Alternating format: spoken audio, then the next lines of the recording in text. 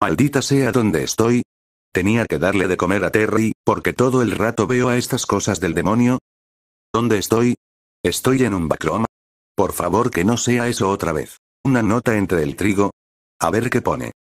Y amigo, lee la nota.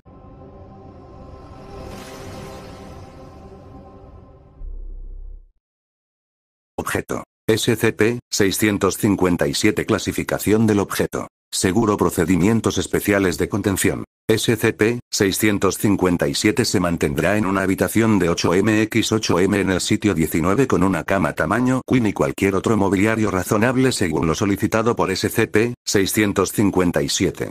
SCP-657 puede moverse libremente por los terrenos del sitio 19, siempre que SCP-657 esté acompañado por al menos un miembro del personal de al menos nivel 2 de seguridad.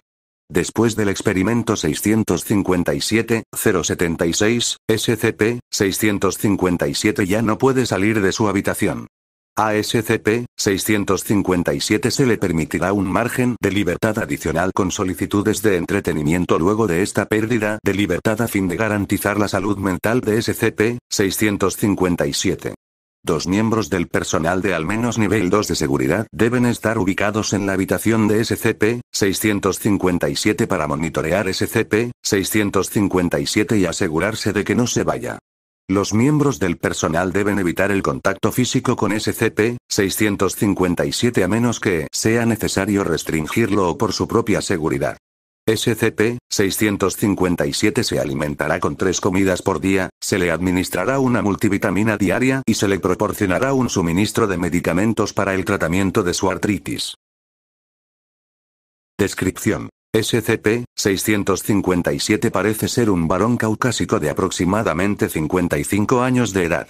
SCP-657 es principalmente calvo, con una pequeña cantidad de cabello gris restante. 1,75 metros de altura, 77 kilogramos. El sujeto prefiere usar trajes de negocios de 3 botones, generalmente de color gris carbono azul marino, así como sombreros de bombín. Todos los exámenes médicos indican que SCP-657 es un hombre humano común de unos 50 años con una salud razonablemente buena. SCP-657 prefiere ser tratado como Gustavo Mr. Nobel, pero también responderá a su designación de SCP. Por razones desconocidas, SCP-657 afirma que sus habilidades simplemente no funcionan en un pequeño número de personas, incluido el agente, el doctor y el doctor. Las pruebas poligráficas respaldan estas afirmaciones. No se ha establecido un vínculo común entre estos individuos más allá de su conexión con la Fundación. Las personas expuestas a SCP-657 a menudo informan que lo encuentran inquietante, desagradable o simplemente espeluznante, independientemente de si conocen o no sus habilidades.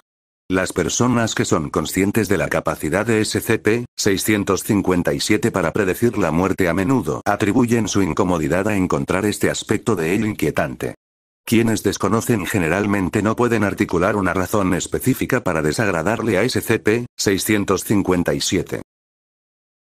Anexo. Notas sobre la recuperación. SCP-657 fue recuperado en la ciudad de en los Estados Unidos.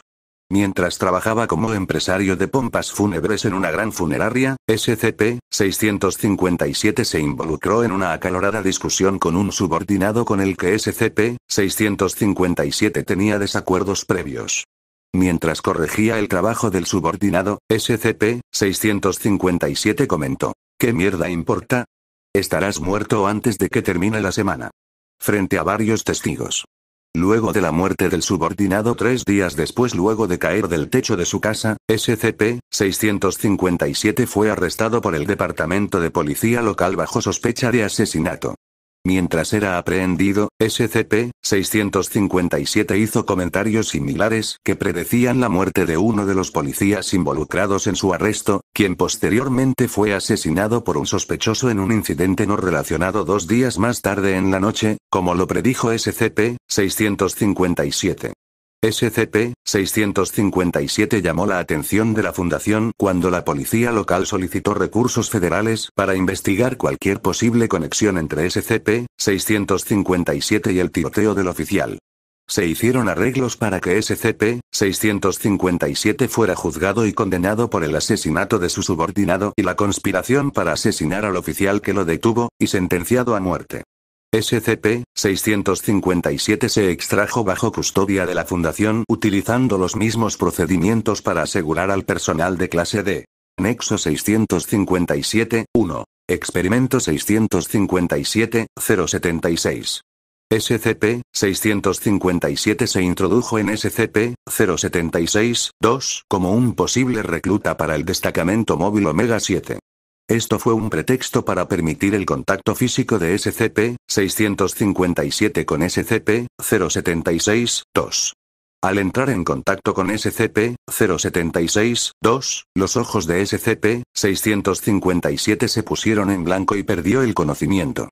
SCP-657 permaneció en estado comatoso por poco más de una semana.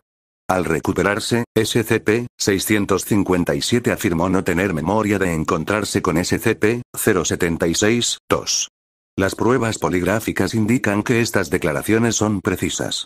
Después de este incidente, los procedimientos de contención para SCP-657 se han modificado para garantizar que SCP-657 no entre en contacto con ningún otro SCP humanoide.